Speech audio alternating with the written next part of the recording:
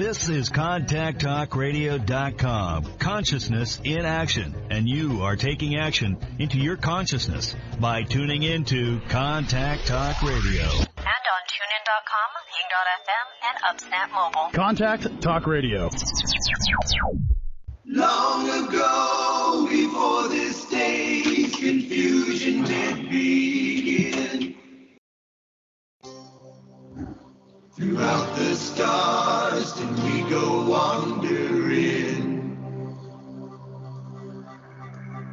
Distance was no barrier, and time it had no hope. Free to come and free to go. Free to come and free to go. Hello, everyone, and welcome to Karmic Evolutions, Astrologically Speaking. I'm your host, SHERI HORN HASAN of Karmic Evolution Astrology, and I'm coming to you January 13th, 2022 from Contact Talk Radio. Just a quick reminder that this show aims to bring you the truth about astrology and your soul's karmic evolution. First, my usual boring housekeeping stuff, which is to tell you that you can listen to Karmic Evolutions, Astrologically Speaking, anytime by simply going to my website, karmicevolution.com, and clicking on the banner in the upper right-hand corner labeled Radio Show. From there, you can scroll down the page and hear the most recent show, either live or recorded, and or search the archive listings for past shows that you might have missed or which you want to listen to again. Separately, I would love it if you would follow me on my Facebook page, which is called Karmic Evolution for Your Soul. And it's there that you can sign up for my Conversations About Consciousness newsletter as well. And lastly, I'm offering still my 1-hour discounted Karmic Evolution Natal Insight reading for listeners for only $99. And this is for those of you who are interested in astrology and want to learn more about the true meaning of your individual birth chart's energies or your natal horoscope. Now, essentially a snapshot of the exact position of the planets at the precise moment and location of your birth, your horoscope reveals a great deal about you.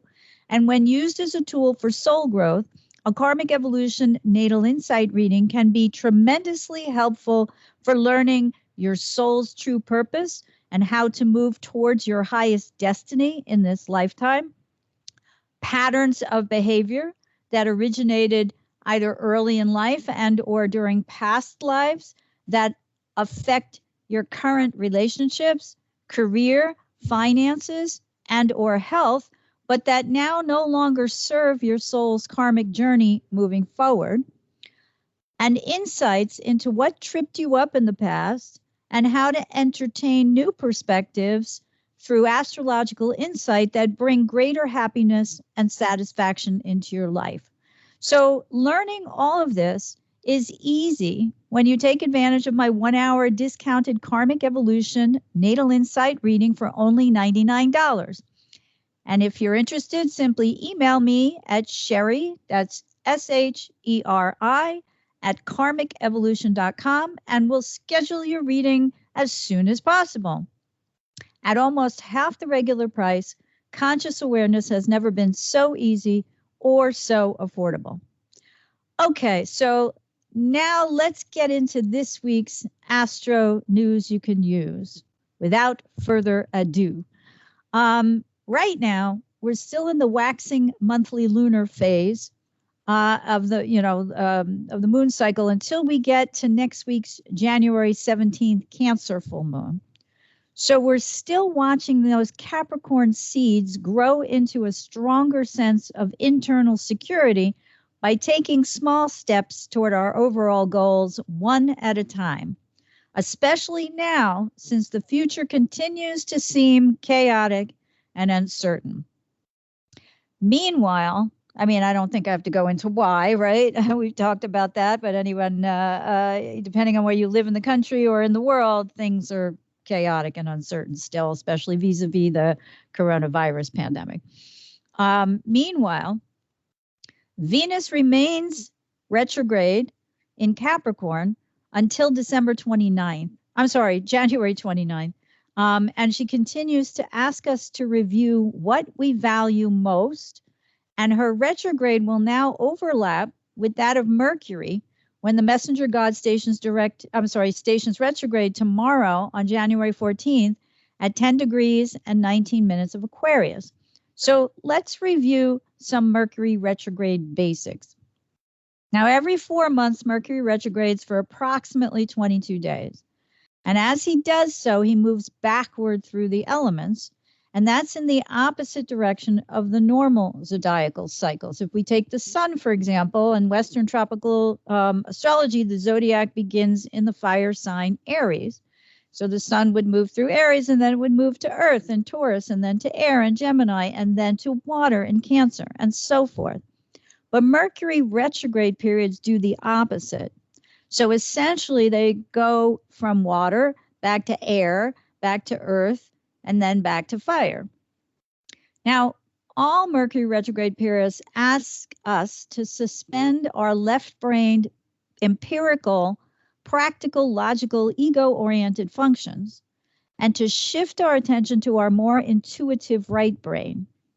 And in doing so, we bring up from the deepest depths of our soul age-old wisdom. And that wisdom is what's been embedded there in the soul portion of our psyche through lifetimes of experience. And during Mercury retrograde periods, we want to integrate our soul's wisdom into our egoic consciousness. Now, at the same time, we bring empirically learned left brain knowledge down from the ego to the level of the soul, which is to say we embed what we've learned empirically about the world around us from our schooling and our knowledge and our experiences into our soul's greater timeless and ageless wisdom. So this is one of the reasons why Mercury retrograde gets the bad rap, which is not untrue, that we often miss the details and things. You know, we're not supposed to buy something that's expensive because something might go wrong with it. There was some flaw that we didn't see. We're not supposed to sign contracts because we might miss the small print. And if we do that, some detail may come back to haunt us later. And the whole host of things that tends to happen, right? Our computers break down, our printers break down. Mercury has a connotation with communication. So any electronic devices that aid us in being able to communicate with each other, issues around school, particularly grades preschool through high school, right? We're seeing a lot of that in the news now.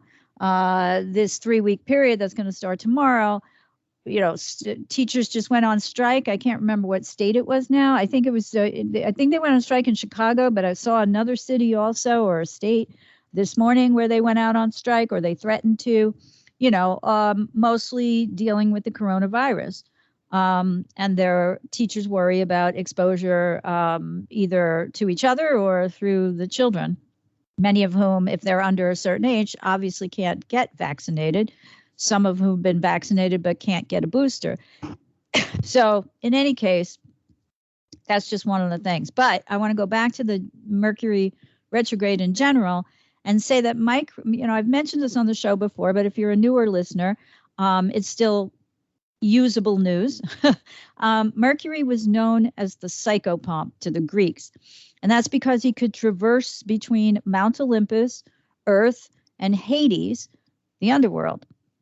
Now, because Mount Olympus metaphorically represents our higher consciousness, and Earth represents our earthbound consciousness, what we see, what we sense with our senses is all that we think exists. And Hades represents our unconscious or our subconscious, which I use synonymously.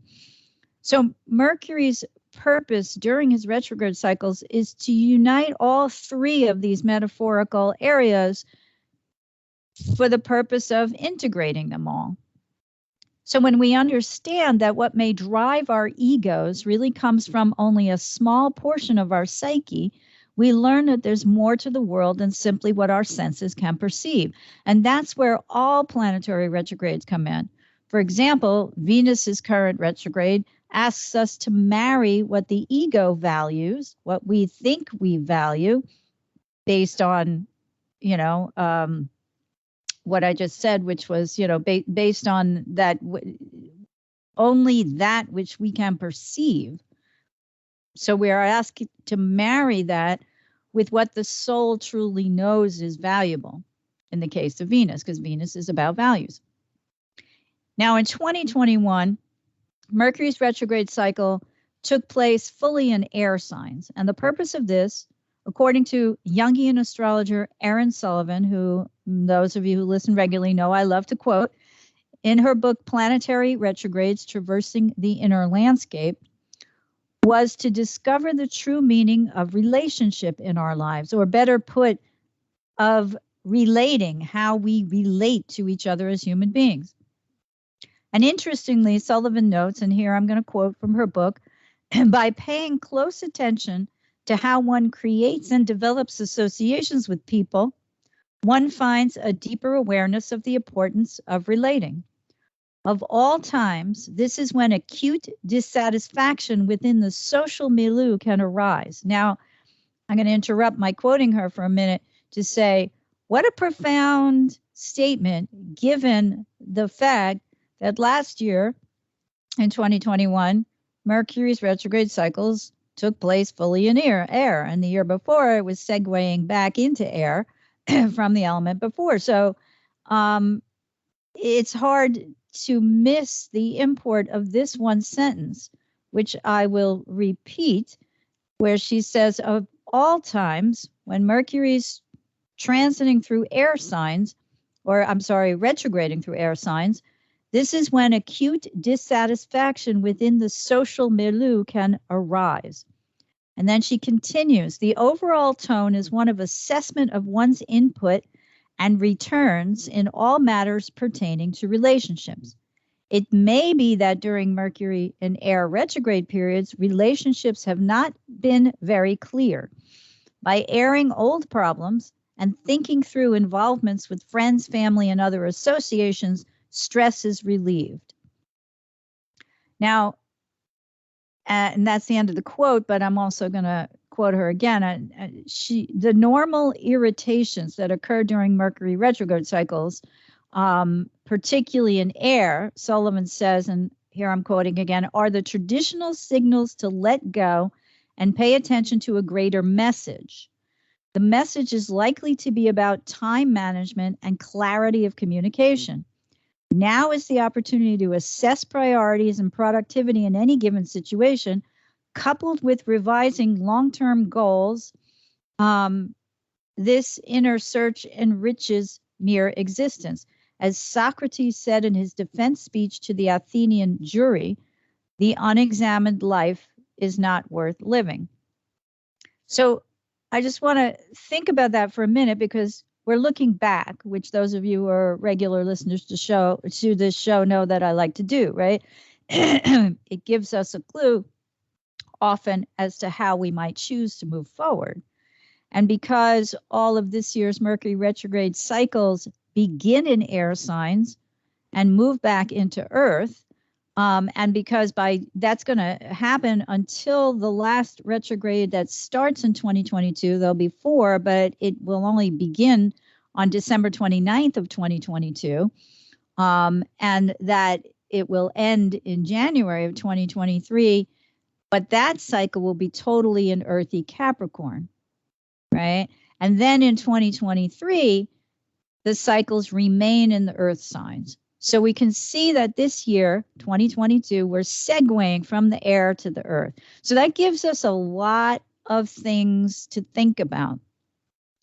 How we relate in our communications, how we have related to others in our communications. I mean, again, I don't even think I have to mention the polarization in our society, and that's not just here in America where I'm broadcasting from, but throughout the world. the political polarization, right? As we moved through the air signs, particularly Aquarius, like we're starting out in this cycle tomorrow on January 14th, about groups and associations and friendships, and how many of us may have ended friendships with not just friends, but of course other loved ones, even family or children and things like that. But or we may have had drastic, major differences in opinions and viewpoints and perceptions, in addition to losses. You know, we can't talk about the coronavirus pandemic that's existed here since 2020. We're now in its third year, right?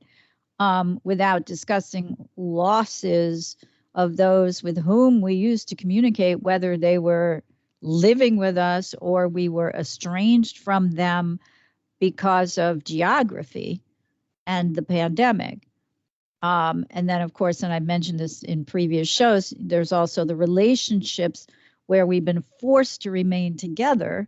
And that has, you know, either deepened our relationships and made them more loving and, you know,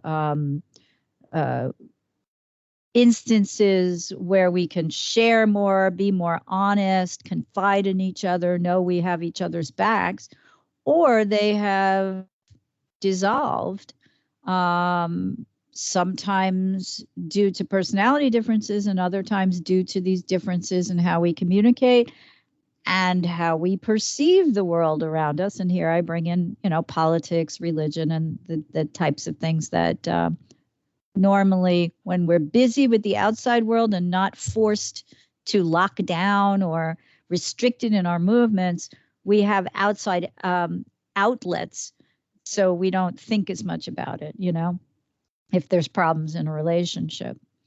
So this beginning 2022 Mercury retrograde cycle that starts in Aquarius will tells us we're still reviewing the last vestiges of Mercury's 2021 review period in air and how we relate to each other. But it will also add into the mix the question, what are the tangible results of my life? And that's how Aaron Sullivan puts it.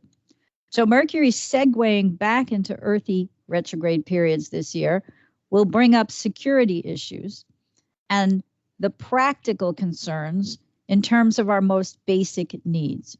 Since we've seen the announcements during Venus's retrograde period, and I've spoken about this on prior shows, that people continue to choose to leave their jobs in droves, at least here in the US, and we know Saturn's Capricorn's always about work, it's easy to understand the change in many people's relationship with work in terms of previously valuing a steady paycheck and or a particular workplace over now not wanting to accept less than their true worth and, you know, reevaluating, is the risk worth the money?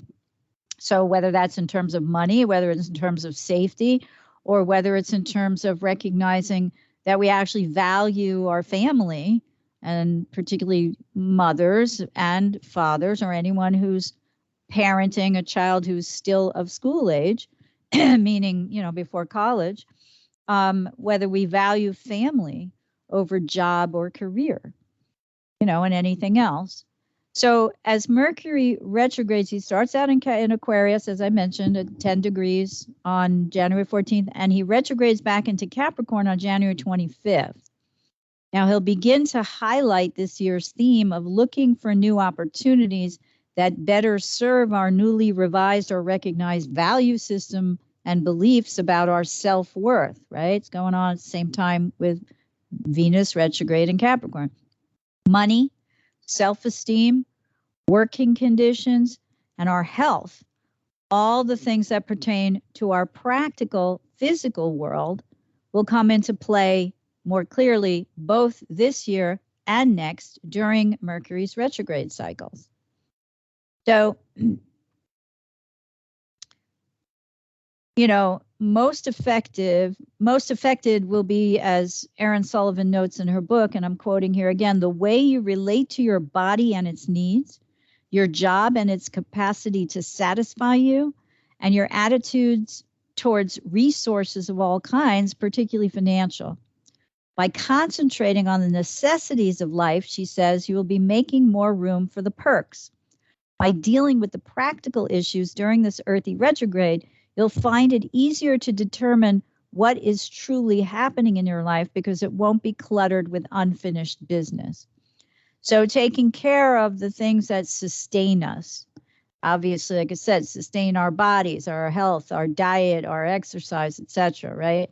Or any other thing, health, medications, all that stuff, and that sustain, Capricorn is always about foundations.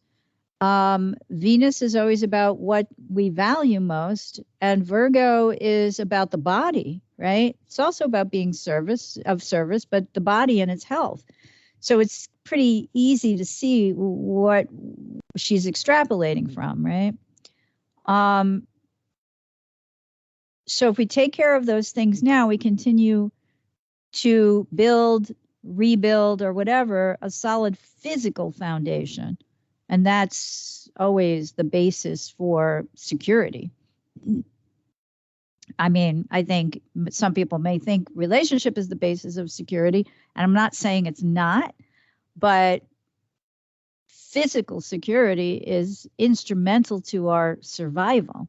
You can't eat love, right? So that's the point I'm trying to make. Certainly, I'm not anti-relationship and its value in our lives, but, I'm just saying. Now, again, Mercury retrograded exclusively through the air element for all of 2021. And beginning in 2022, it'll retrograde from the air signs into the earth signs. And so, the retrograde period lasts from January 14th to February 3rd in this year, 2022, the first Mercury retrograde cycle. So we're moving from the air sign Aquarius back to Capricorn. As I discussed, from May 10th to June 3rd, he'll move back from Gemini into Taurus. And from September 10th, he'll move from Libra back into Virgo before he stations direct again on October 1st.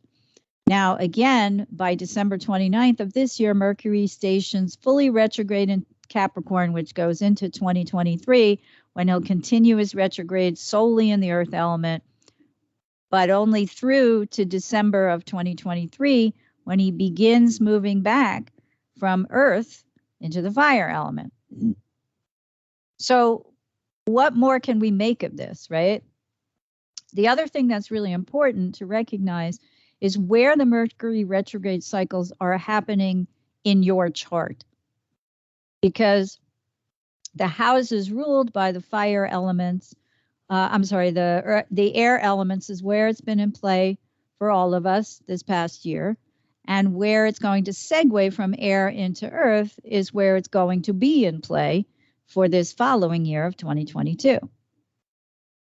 So, let's just say, for example, you're a Leo rising.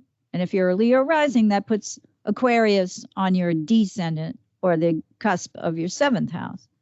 So the retrograde starting at 10 Aquarius is going to start either in your 7th house or your 6th house, depending on the degree on your, of your ascendant descendant, right? So let's just stick with the 7th house. Now, that's an air house that's naturally ruled by Venus's Libra. So it's possible that your relationship houses all have air signs on their cusps, meaning that it's possible that all of 2022's Mercury retrogrades will begin in the natural air houses, which are Gemini's 3rd, Libra's 7th, and Aquarius's 11th. Now, bear in mind, this isn't going to be true for everyone. I'm just choosing a random example.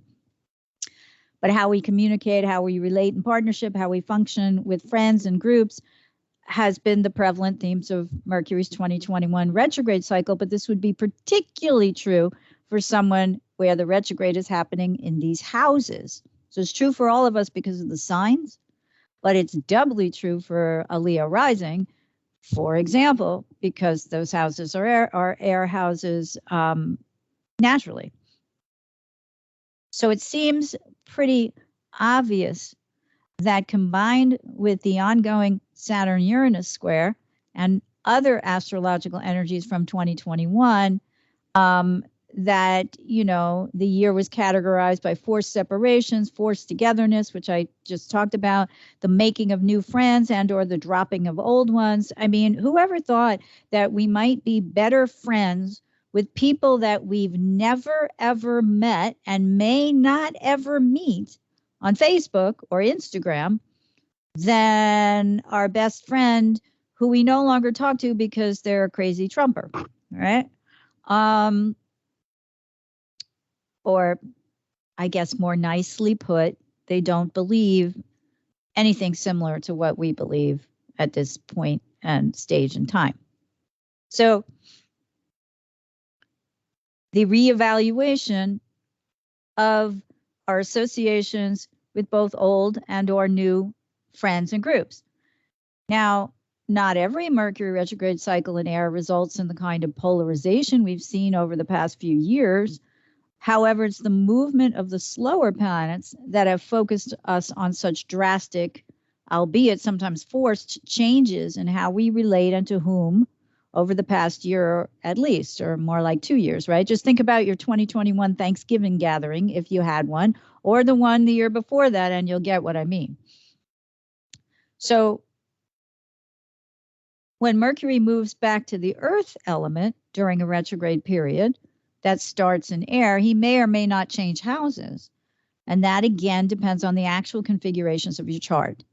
So let's say he does shift houses. If this is the case, and we take the same example as above, a Leo rising chart, then Mercury may shift back during the course of this first retrograde cycle from January 14th to February 3rd into the 6th house, Virgo's natural domain.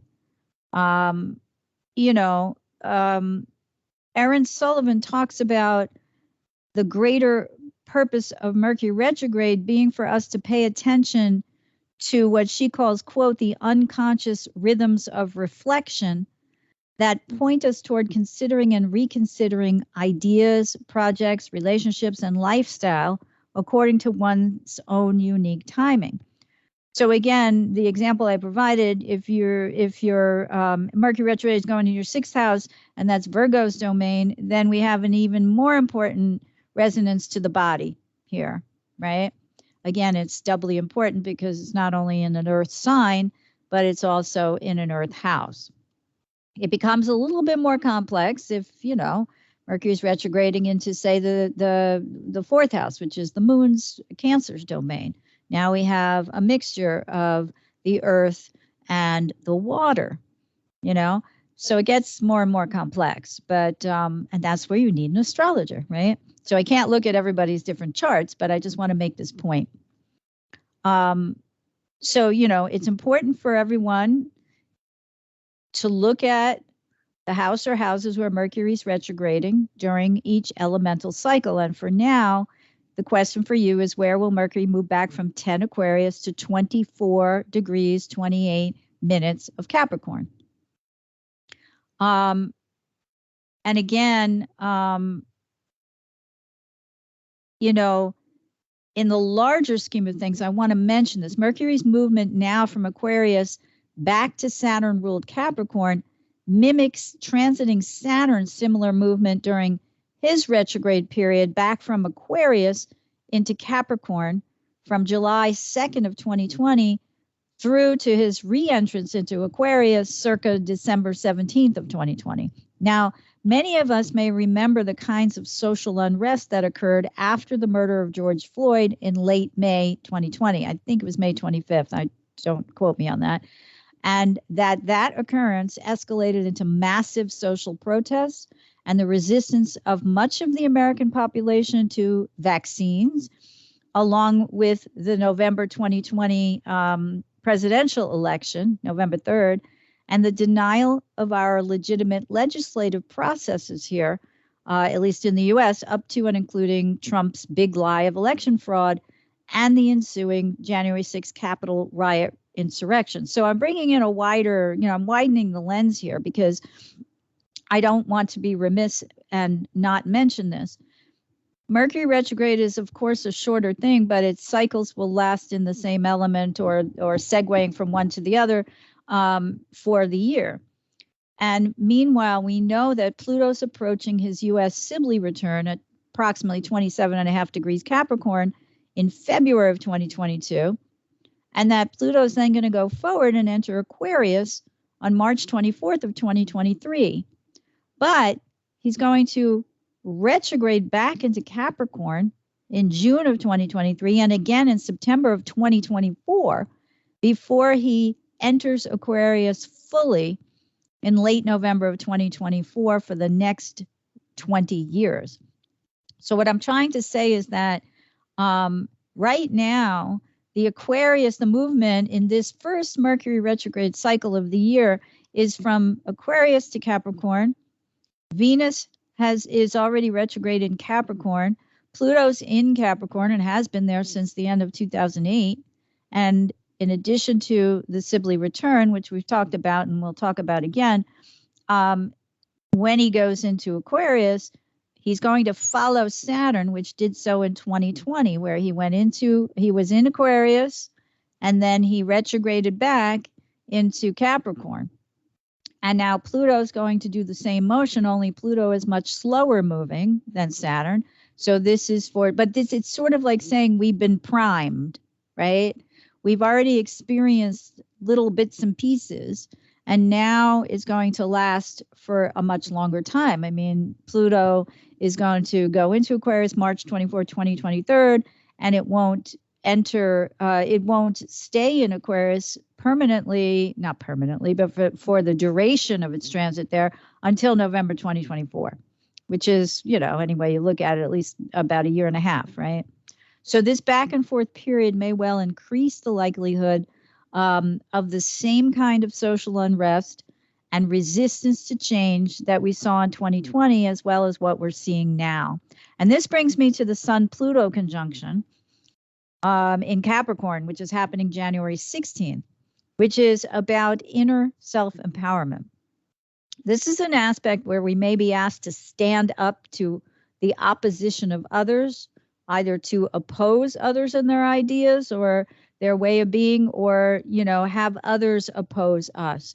So although it's a fleeting transit, it seems to me that it marked President Joe Biden's taking a solid and powerfully verbalized stand on pro-democracy issues, such as the passage of the Senate, in the Senate of the Voting Rights Act. And that happened yesterday. So anyone who listened to his speech, which was January 12th, outlining his resistance to the Senate filibuster and its impeding of debate on this Voting Rights Act, which is, of course, meant to preserve the U.S. democratic system as it's under attack through many state legislatures' passage of bills which are designed to curtail the rights of American citizens to vote. I mean, anyone who heard him speak or has seen clips from it now, we get where he clearly stands, right? So he laid down the marker. He drew the line in the sand. And that's a lot of what Sun-Pluto conjunction is about. Now, though criticized for having waited too long to make this kind of speech, Biden's used the power of the bully pulpit. Sun is the ruler of the country in mundane astrology, and Pluto is power, to clarify his intention and to speak out about what he supports. Now, interestingly, just before airtime, I noticed an article in today's Washington Post saying that Arizona Senator Kristen Sinema remains opposed to changing the Senate filibuster rules for this one piece of legislation, which is all that Biden's been asking for, claiming that this should be done only with bipartisan support. Now, how much one pays attention to this stuff, I don't know, but it doesn't take much to realize that there is no bipartisan support.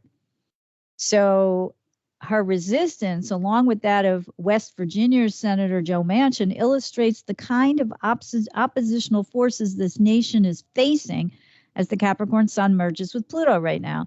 In our own lives, we can look to where external resistance challenges our sense of inner empowerment and how we deal with this going forward. Again, it's a fleeting energy, but a telling one. And often faster moving planets in astrology trigger longer term conflicts or issues. So keep this in mind. It's interesting also how Sinema, who's also a lawyer, started out as a progressive in favor of things like legislation to help lessen climate change, but has now become a very Saturnian in her resistance to moving forward toward progressive ways to combat the old guard.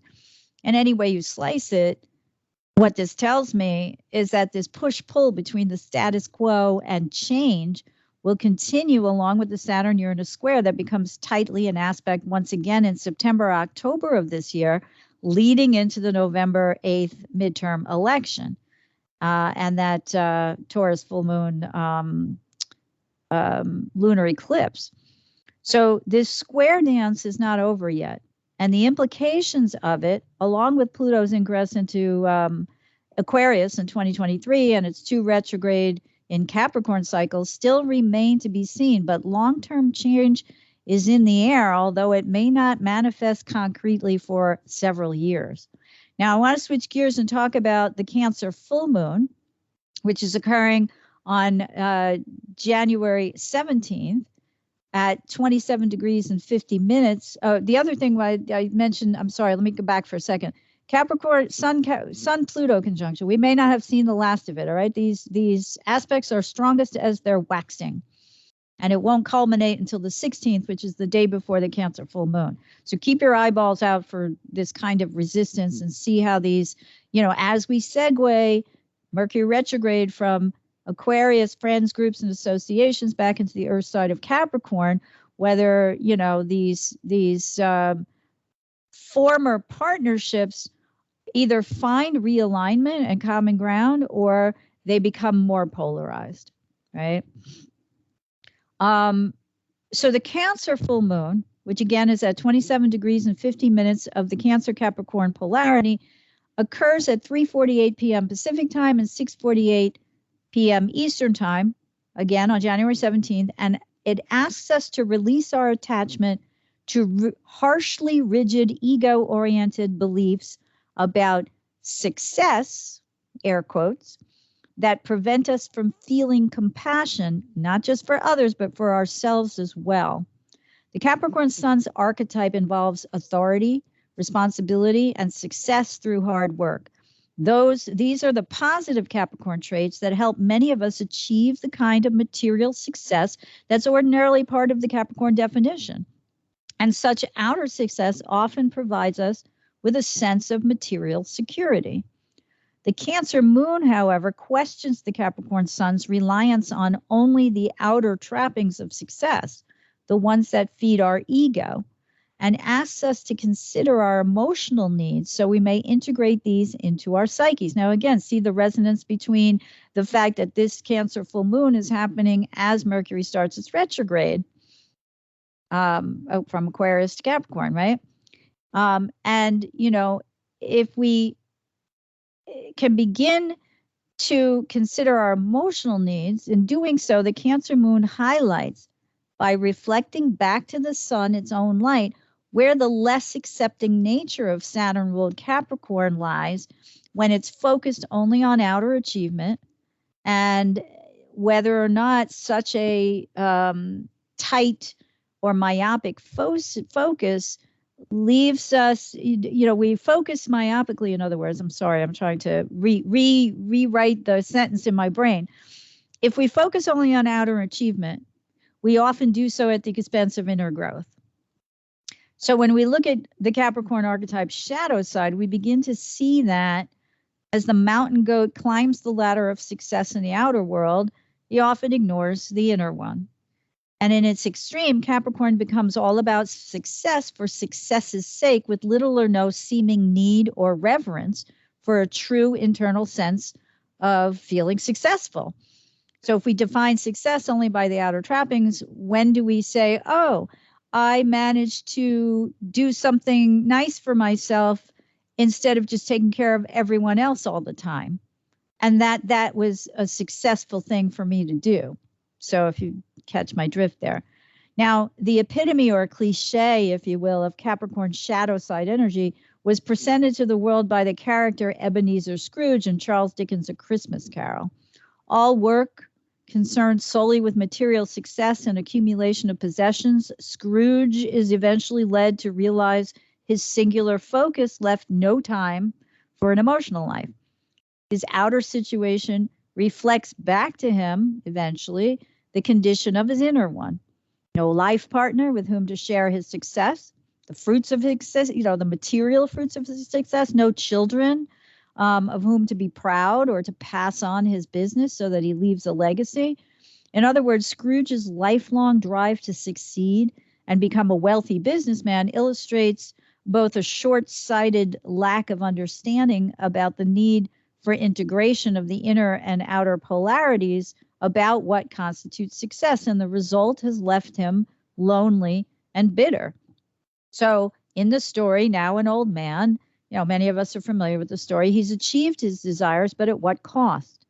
Bereft of a partner and family, he's got no one, not only to share it all with, but to provide him emotional comfort, especially when work no longer becomes part of his daily routine or part of his day. So no loving, compassionate, or empathetic wife fills the void as would that of a loving partner and the shared emotional joy of, say, producing children or grandchildren. He's become an old man and he's acquired lots of stuff, but again, no one to share it with. The Cancer moon reminds the Capricorn sun that the one with the most toys when he dies does not necessarily win, at least not when it comes to growth and consciousness and, looking at our soul's conscious development. So, and again, the Saturn ruled Capricorn focuses us on this natural Saturn ruled 10th house, okay, in the natural chart. And that's always about career, vocation, achievements, and reputation. And it's high up in the chart, so it's where everyone can see it. But again, are we more concerned with the outer world than the inner one? And, as an example, I would say that, one of the things that's going on now with Venus retrograde in Capricorn is our definition of success, right? If we used to value certain things that we thought defined success, how have these changed, or are they changing as society's mores and values morph from one generation to another? For example, prior to the Uranus-Pluto conjunction of the mid-1960s, a woman's definition of success might have been to marry well in terms of financial and social stature and to raise a family. Later, however, as society changed and not only encouraged but welcomed females into traditionally male occupations, the definition of success for many women changed. By the 1980s, we had women breaking the glass ceiling of the good old boy higher corporate echelons, some with the support of their male bosses and colleagues.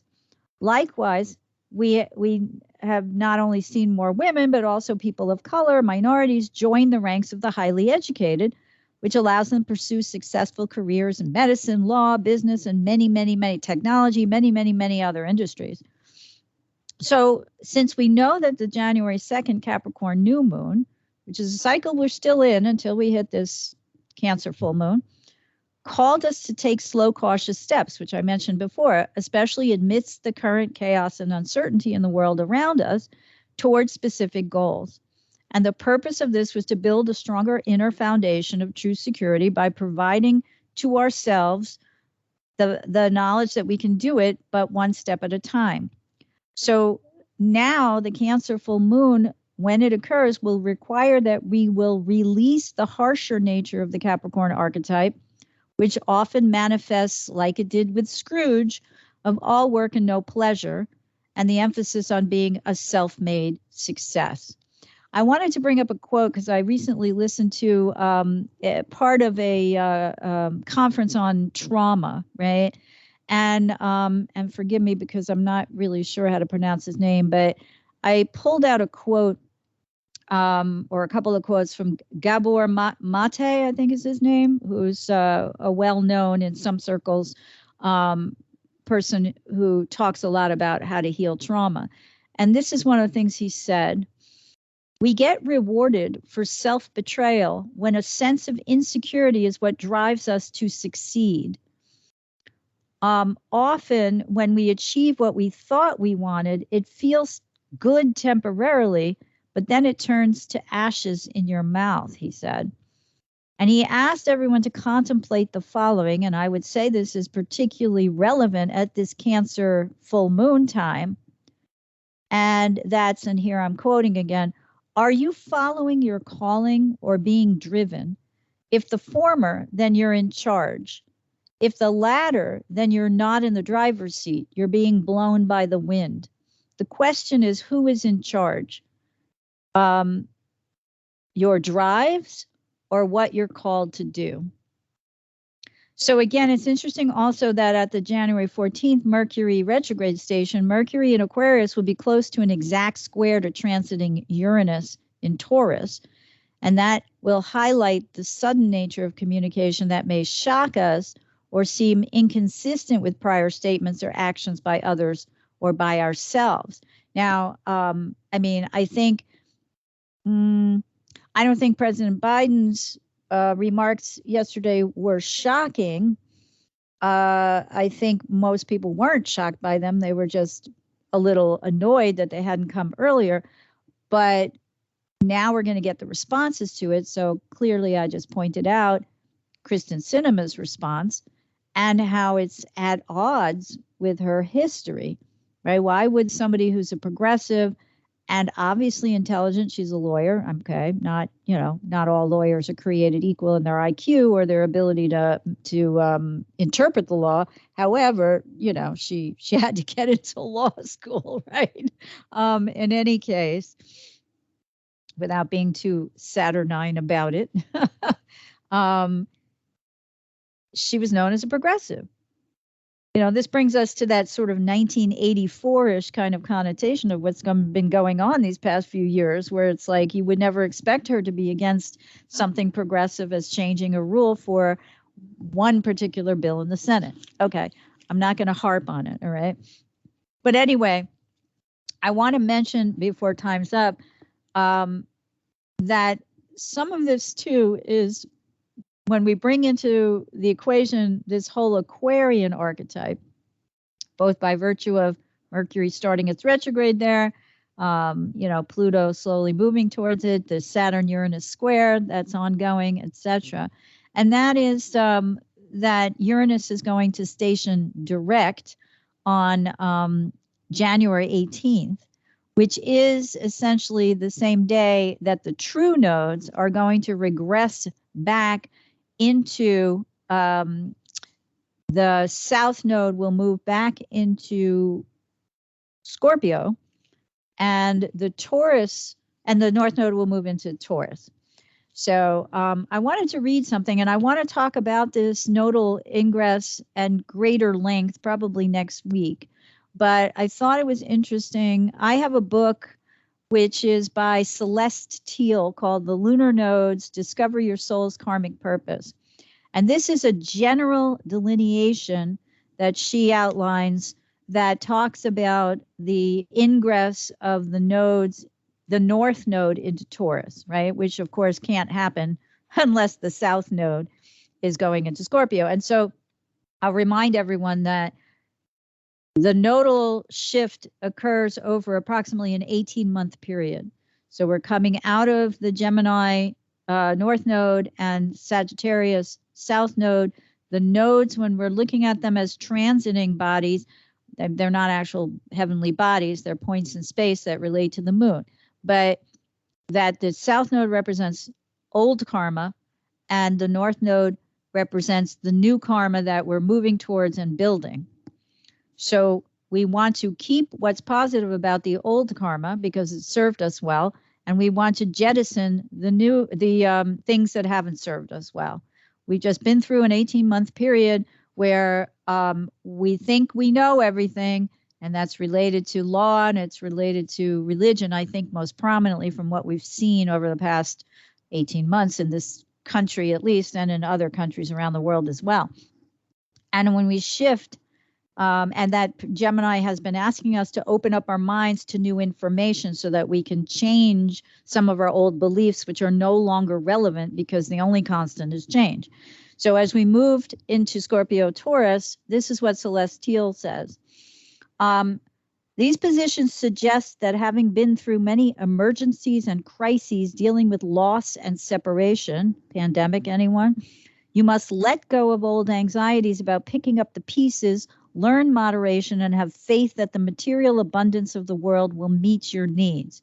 Okay, now let's relate that to the shift of Mercury retrograde cycles this year back into Earth, right?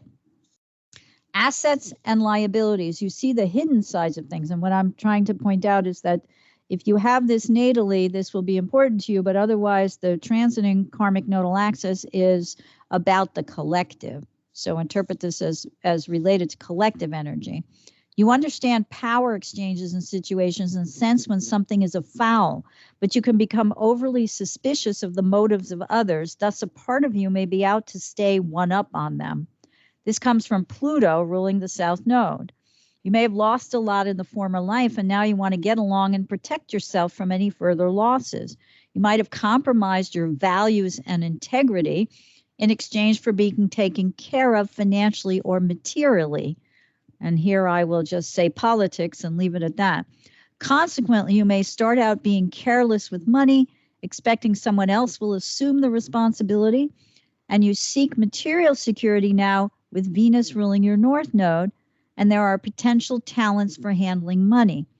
As you are learning about building new value systems, new banking and security systems, you encounter people with whom there are battles dealing with sex, money, or power. Matt Getz, anyone? Themes of trading sex for money, and I repeat, Matt Getz, anyone? Or money for emotional security or similar trades are those you may be faced with to resolve these issues of what's yours and what's mine, and to connect with your inner values. All right. So enough said, I think. The only things that I was hoping to get into today that I clearly will not be able to, but I will definitely tackle next week, are the fact that Uranus station direct, like I said, also the same day that this nodal shift occurs with the true nodes on January 18th, which is right after the Cancer full moon on the 17th. And then the sun moves into the sign of Aquarius on the 19th. So again, note the resonance here to Aquarius, both in the short, the middle, and the long term, based on the outer planets, the fact that Uranus rules Aquarius. Yes, he rules Capricorn too in the traditional system, but he rules Aquarius as well. That Mercury starting out its short-term retrograde cycle in Aquarius, and that Pluto is moving slowly as it goes through the Pluto return in the U.S. chart towards this shift into Aquarius. And at the same time, Uranus is stationing direct. So we'll go into all of that in more detail next week. But I would say that the process of individuation is very much front and center now also, right? How can we become who our souls actually came here for us to be? And that means disabusing ourselves of a lot of these notions that I mentioned around the Capricorn or Saturnian archetype, because that's based on our ego's beliefs, the things that we taught, told, or forced to believe early in this lifetime or during past lives. And so what we're looking at is saying, okay, well, where do I not really believe those things? Where can I go deep about thinking, through my meditation, through my mindfulness, through my creative endeavors, etc., that maybe I don't really believe that.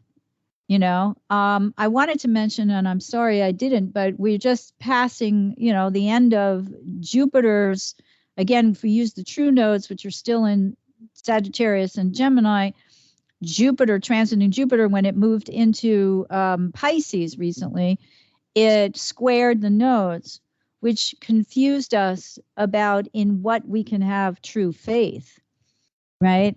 But that alone also accentuates the need for the Venus in Capricorn retrograde, and then this soon to be Mercury retrograde, right?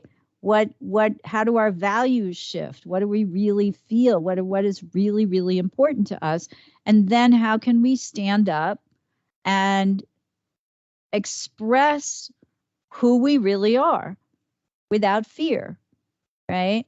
And that will lead to clashes, as it is doing with this very short-term Sun conjunct Pluto. But we're going to have Venus conjunct Pluto again. We're going to have Mercury conjunct Pluto a couple times. So we'll talk about that next week and the week after.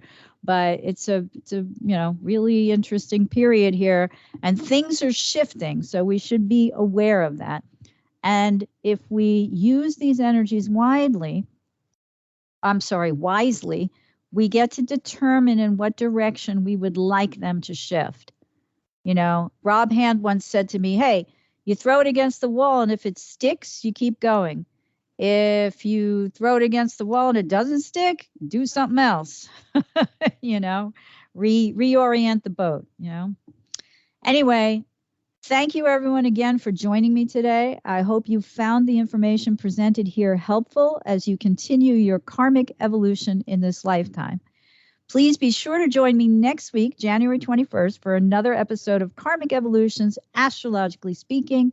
Until then, may your journey be filled with karmic healing and the joy of greater consciousness. Namaste. Long ago, before this day's confusion did begin, throughout the stars did we go wandering. Distance was no barrier, and time it had no hope. Free to come and free to go. Free to come and free